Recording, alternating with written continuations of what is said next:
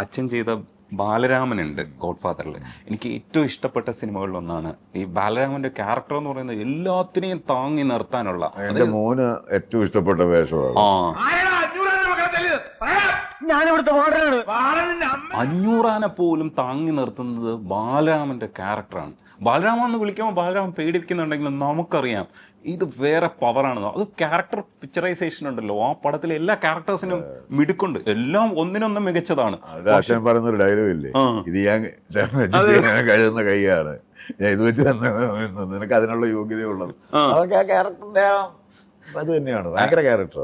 എനിക്ക് ഈ ക്യാരക്ടേഴ്സിൽ ഇപ്പോൾ പെരുന്തച്ചനിൽ നാഷണൽ അവാർഡ് കിട്ടിയ പെർഫോമൻസ് ഉണ്ട്.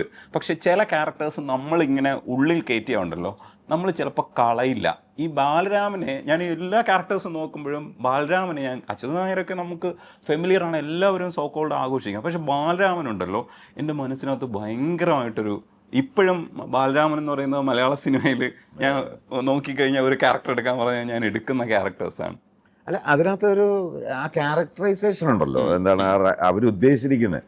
അതിനകത്ത് ശ്രദ്ധിച്ചു നോക്കൂ, പിള്ളസാറിന്റെ ക്യാരക്ടർ ഉണ്ടെന്ന് അഞ്ഞൂറാനെ സംബന്ധിച്ചിടത്തോളം മക്കളിൽ ഏറ്റവും വിശ്വാസവും ഏറ്റവും ഇഷ്ടമുള്ള ക്യാരക്ടർ ഏതാണ്? ബാലരാമനാണ്. ബാലരാമനാണ് വിളി വന്നത് അല്ലേ?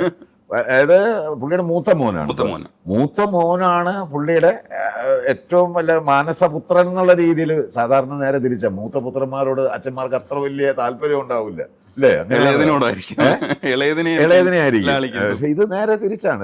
അതുകൊണ്ട് തന്നെ ആ ക്യാരക്ടറൈസേഷനും അതിനകത്തൊരു ഘടകമാണ്. ഇപ്പൊ ഞാൻ പറഞ്ഞില്ലേ, ഇതെന്റെ ഞാൻ ചമരിക്കുന്ന കൈയാണ്, ഇത് വെച്ചെന്ന് തരാണ്ട് നീ അത്രയ്ക്ക് ഉള്ളെന്നുള്ള പറയാം. അത് ആ റൈറ്റർ അത് എഴുതിയതിൻ്റെ ഒരു പ്രത്യേകത കൊണ്ടുണ്ട്. അച്ഛനത് ആ രീതിയിൽ അവതരിപ്പിച്ചു എന്നുള്ളത് ഘടകമാണ്. ഞാൻ ഈ പറഞ്ഞ പോലെ പ്രധാനമായിട്ടും ഈ കഥാപാത്രങ്ങൾ, ഞാനതാ ഞാൻ പറയാൻ ഉദ്ദേശിച്ചത്. എൻ്റെ അച്ഛനായിക്കോട്ടെ, അച്ഛൻ ചെയ്ത ക്യാരക്ടേഴ്സൊക്കെ ഓക്കെ, അഭിനയത്തിൻ്റെ കാര്യങ്ങൾ വിട്ടുമാറ്റി കഴിഞ്ഞാൽ ഈ ക്യാരക്ടേഴ്സ് കൂടുതൽ ശ്രദ്ധിക്കപ്പെടുന്നതെന്ന് പറയുന്നത് അത് നടൻ്റെ കഴിവുകൊണ്ടാണെന്ന് എങ്ങനെ പറയാൻ പറ്റുമെന്ന് ഞാൻ ചോദിക്കുന്നത്. ഇപ്പം ഇതിനകത്ത് തന്നെ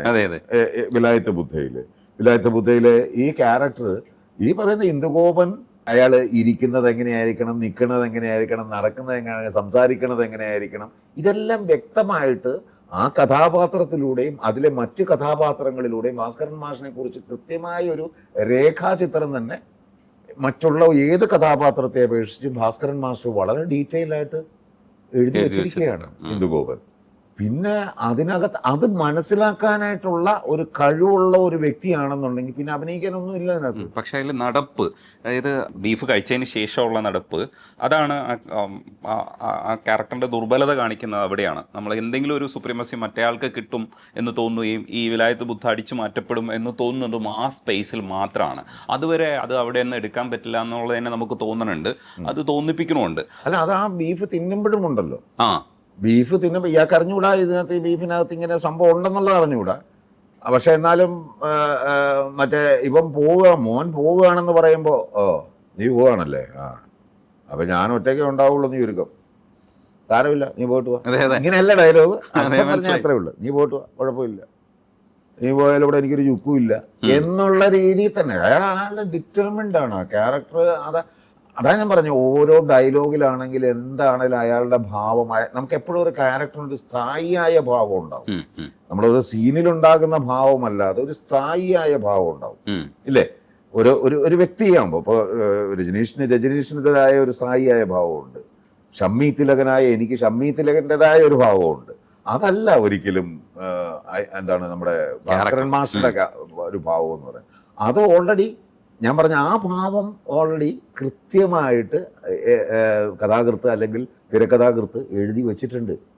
അതിപ്പോൾ ഇയാളുടെ സംഭാഷണങ്ങളിലൂടെയോ അല്ലെങ്കിൽ ഡിസ്ക്രിപ്ഷനായിട്ടോ അല്ലെങ്കിൽ മറ്റ് കഥാപാത്രങ്ങളുടെ സംസാരങ്ങളിലും ഒക്കെ ഇയാളെക്കുറിച്ച് കൃത്യമായ ഒരു ചിത്രം ഉണ്ട്. അതൊരു പക്ഷേ ഈ മറ്റ് കഥാപാത്രങ്ങൾക്ക്, ഈവൻ ഡബിൾ മോഹന് പോലും ഇത്ര ഡീറ്റെയിൽഡ് അല്ല. അത് ആ നോവൽ വായിച്ചാൽ മനസ്സിലാവും. ഞാൻ നോവൽ വായിച്ചിട്ടില്ല, പക്ഷെ ആ നോവൽ എഴുതിയ ആൾക്കാർ തന്നെയാണ് തിരക്കഥാകൃത്ത് എന്നുള്ളതുകൊണ്ട് എനിക്കത് വായിക്കേണ്ടി വന്നില്ല എന്നുള്ളതാണ്. അപ്പം അതിൻ്റെതായ ഒരു ജെനുവിനിറ്റി ആ ക്യാരക്ടറിനുണ്ട് എന്നുള്ളതാണ്.